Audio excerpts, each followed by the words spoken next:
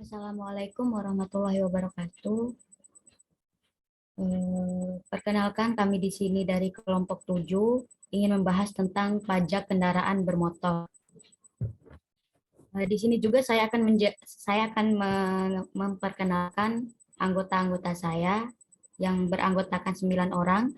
Yang pertama saya sendiri Melani Putri Amalia dengan NIM 341, Maulidatul Zahro dengan NIM 347, Oktavia Aresia Putri dengan NIM 348, Abelia Putih Hati Imani dengan NIM 359, Hani Dwi Lestari dengan NIM 339, Tabita Azhara Oktovara dengan NIM 351, Sinta Della Lesga Sevia dengan NIM 374, Haris Wisnu Basuki dengan NIM 375, dan yang terakhir Muhammad Irfan dengan NIM 409.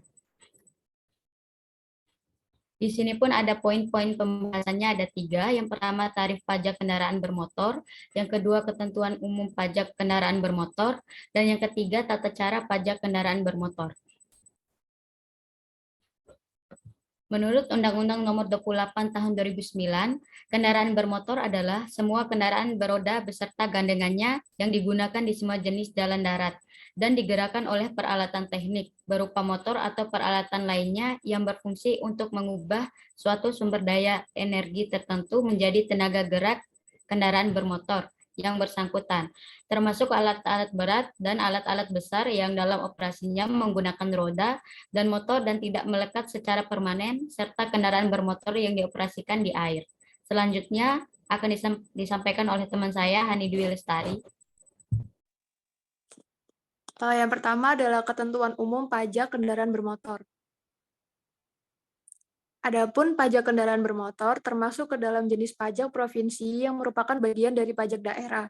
Lebih lanjut, pajak kendaraan bermotor sebagaimana yang didefinisikan dalam pasal 1, angka 12 dan 13 Undang-Undang Republik Indonesia Nomor 28 Tahun 2009. Pajak kendaraan bermotor sebagaimana yang didefinisikan dalam pasal 1, angka 12 dan 13 Undang-Undang Republik Indonesia Nomor 28 Tahun 2009 dikecualikan dari pengertian kendaraan bermotor adalah yang pertama kereta api, yang kedua kendaraan bermotor yang semata-mata digunakan untuk keperluan pertahanan dan keamanan negara, yang ketiga adalah kendaraan bermotor yang dimiliki dan atau dikuasai kedutaan, konsulat, perwakilan negara asing dengan asas timbal balik dan lembaga-lembaga internasional yang memperoleh fasilitas pembebasan pajak dari pemerintah. Dan yang terakhir adalah objek pajak lainnya yang ditetapkan dalam peraturan daerah. Selanjutnya akan disampaikan oleh teman kami. Selanjutnya adalah subjek dan objek pajak kendaraan bermotor. Subjek kendaraan bermotor ini dapat meliputi yang pertama, orang pribadi yang menjadi pemilik atau memiliki kendaraan bermotor. Yang kedua, badan atau perusahaan yang memiliki kendaraan bermotor. Sedangkan yang menjadi objek pajak atas kendaraan bermotor yaitu yang pertama, kepemilikan atau penguasaan atas kendaraan bermotor. Yang kedua, kendaraan bermotor yang dimaksudkan adalah kendaraan tiga. Bentar. Yang ketiga, kendaraan beroda berserta dengan gandengannya yang dioperasikan di darat. Yang keempat, kendaraan bermotor yang dioperasikan di atas air dengan ukuran isi kotor GT5 atau 5 gross tonnage hingga GT7 atau 7 gross tonnage. Selanjutnya akan jelaskan teman saya.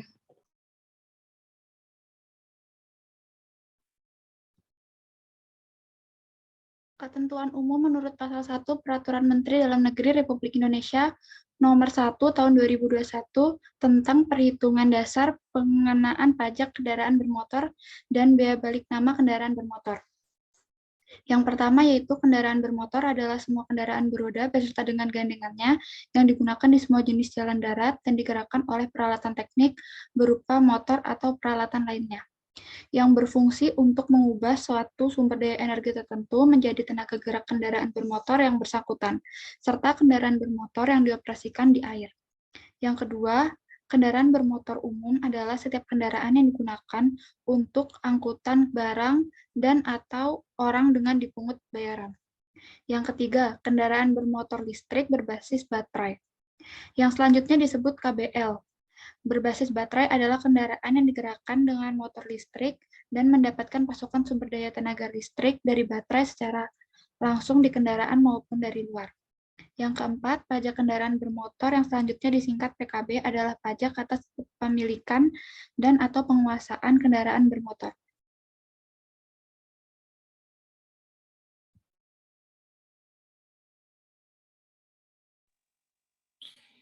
Lalu yang kelima, yaitu bea balik nama kendaraan bermotor yang selanjutnya disingkat BBNKB, adalah pajak atas penyerahan hak milik kendaraan bermotor sebagai akibat perjanjian dua pihak atau perbuatan sepihak, atau keadaan yang terjadi karena jual beli, tukar-menukar, hibah, warisan, atau pemasukan ke dalam badan usaha.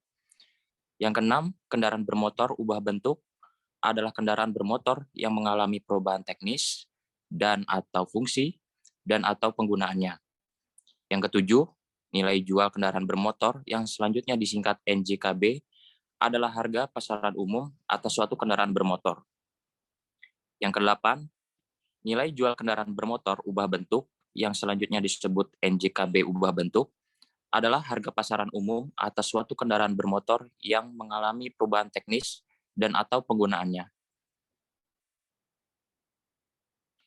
Yang kesembilan, harga pasaran umum yang selanjutnya disingkat HPU adalah harga rata-rata yang diperoleh dari berbagai sumber data yang akurat. Yang ke-10, tahun pembuatan adalah tahun perakitan dan atau tahun yang ditetapkan berdasarkan registrasi dan identifikasi oleh pihak berwenang. Yang ke-11, umur rangka adalah umur kendaraan bermotor di air yang dihitung dari tahun pembuatan rangka atau bodi. Yang ke-12, umur motor adalah umur motor kendaraan bermotor di air yang dihitung dari tahun pembuatan.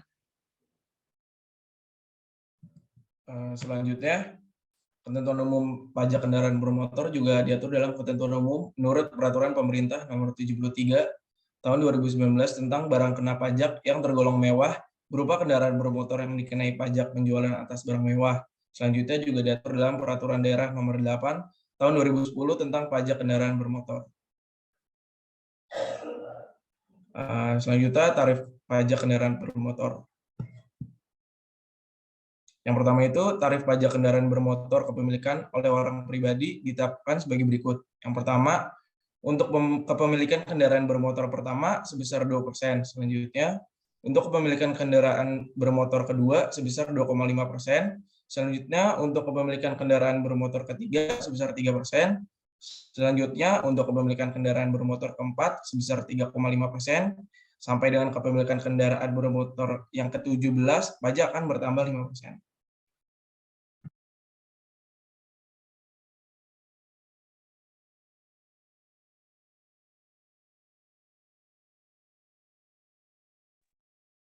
Kepemilikan kendaraan bermotor oleh Badan Tarif Pajak sebesar 2%.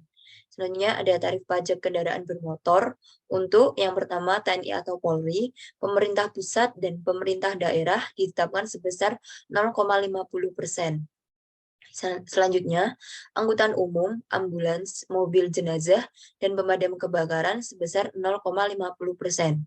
Dan yang terakhir, sosial, keagamaan, lembaga sosial, dan keagamaan sebesar 0,50%. Pajak yang selanjutnya adalah tarif pajak kendaraan bermotor, alat-alat berat, dan alat-alat besar ditetapkan sebesar 0,20%.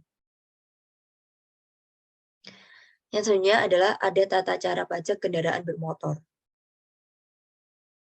Tata cara atau prosedur pembayaran pajak 1 tahunan.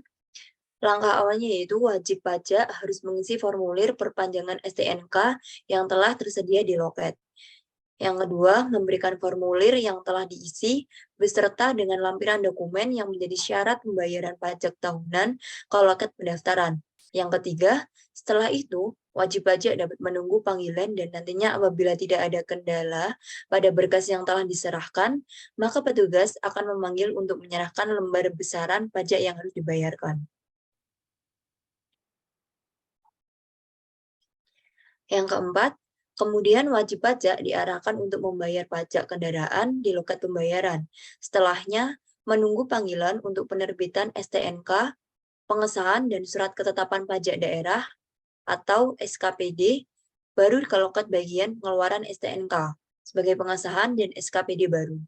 Yang kelima, setelah itu wajib pajak dapat menerima STNK dan SKPD yang baru dan diharuskan untuk melakukan pengecekan terhadap STNK tersebut untuk memastikan pajak yang telah dibayarkan dan dilakukan pembaharuan. Selanjutnya yaitu mengenai syarat dokumen pendukung untuk pembayaran pajak 1 tahunan. Yang pertama, membawa surat tanda nomor kendaraan atau STNK asli dan fotokopi sebanyak 2 lembar. Yang kedua, membawa buku pemilik kendaraan bermotor atau BPKB asli yang nantinya hanya diperlihatkan saja kepada petugas dan juga fotokopi BPKB. Yang ketiga, membawa kartu tanda penduduk atau KTP asli dan fotokopi sesuai dengan data identitas pemilik kendaraan. Bagi kendaraan milik perusahaan, maka dapat disiapkan fotokopi domisili perusahaan, nomor pokok wajib pajak atau NPWP perusahaan, surat izin usaha perdagangan atau SIUP perusahaan, dan tanda daftar perusahaan atau TDP. Yang keempat, membawa surat kuasa apabila memberikan kuasa kepada pihak lain untuk melakukan proses pengurusan atau pembayaran pajak 1 tahunan ini. Bagi kendaraan atas nama perusahaan, maka surat kuasa harus dibuat di atas kop surat perusahaan dengan dibubuhi tanda tangan pemberi kuasa dan stempel perusahaan di atas materai. Tidak lupa juga melampirkan fotokopi kartu tanda penduduk pihak yang memberi kuasa.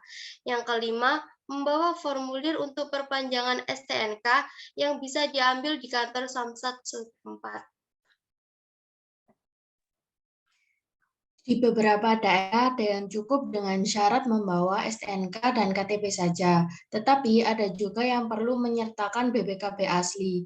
Hal ini menjadi pertimbangan cadangan bagi wajib pajak untuk dapat menyiapkan BPKB asli apabila memang suatu saat dibutuhkan dalam proses pembayaran pajak 1 tahunan kendaraan bermotor. Sekian, terima kasih.